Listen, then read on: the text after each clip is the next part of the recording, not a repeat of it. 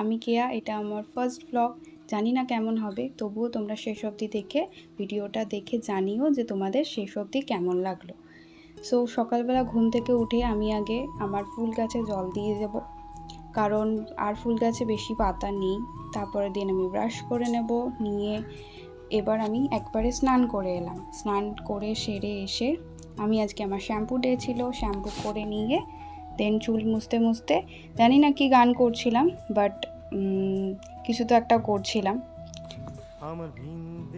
এর আগেও আমি অনেক কিছু করেছি, বাট সেগুলোর ভিডিও শট নিতে আমি ভুলে গেছি।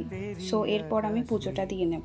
তো আজকে ছিল বুধবার, সেরকম পুজোর খুব একটা ঝামেলা ছিল না, তাই জলদি করে আগে পুজোটা কমপ্লিট করে নিলাম। দেন বিকেলবেলা আমার একটু বেরোনোর ছিল। আমি অর্ধেক ভিডিও করতে মেকআপ করতে করতে আমার মনে পড়েছে যে আমি ভিডিও স্টার্ট করতেই ভুলে গেছি। সো দেন যেটুকু মনে ছিল সেটুকু দিয়ে স্টার্ট করলাম। অ্যাড যেগুলো লাস্ট বাকি ছিল সেগুলোই তোমাদের সাথে শেয়ার করলাম। তো পুরোটা রেডি হয়ে আমি তোমাদেরকে দেখালাম যে আমাকে এক্স্যাক্টলি কেমন লাগছে। যদিও শেষ অবধি এরকম সুন্দর চুল বাঁধা বা মেকআপটা শেষ অবধি থাকে না, কারণ রাস্তায় বেরোলে সব এমনি নষ্ট হয়ে যায়। দেন বেরিয়ে পড়লাম বাইরে।